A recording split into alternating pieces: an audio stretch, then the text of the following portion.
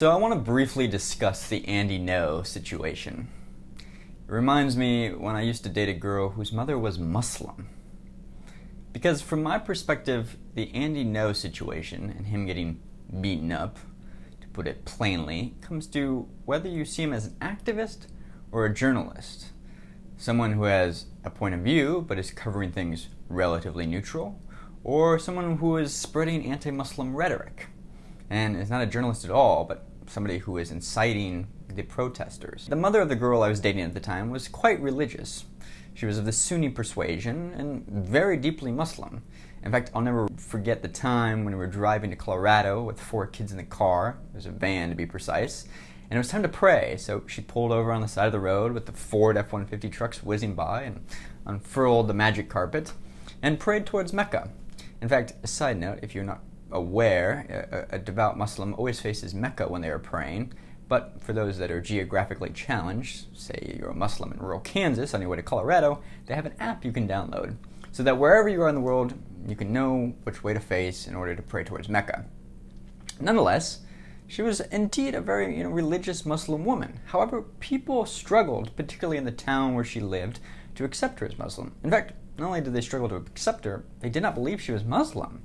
She wore the hijab, and she prayed 5 times a day, and she wouldn't eat pork, and she followed all the tenets and practices of Islam, but people in the town just didn't believe she was Muslim.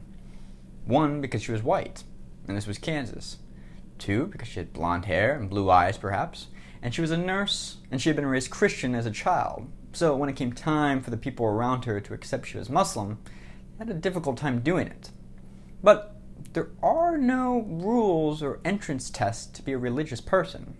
To be a Muslim or a Christian is ultimately to profess your faith and then express your actions, to follow the actions and tenets of that religion. And journalism is not so different, I would argue.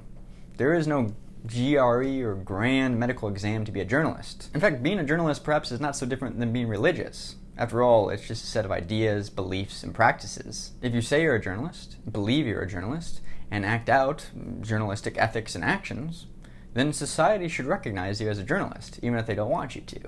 And to the best of my knowledge, although Andy Ngo may be provocative and disliked and open about some of his political ideologies, Andy, to my eye, or at least the footage I've seen, was acting in a journalistic capacity at these protests over the weekend in Portland. So whether you like him or not, ultimately, if he says he's a journalist and behaves like a journalist, we as a society have to treat him like one. And that means not attacking him. But then again, maybe we shouldn't just assault anybody either. Food for thought, at least. If you like this video and click around for another one here, like and subscribe. See you guys tomorrow. Bye.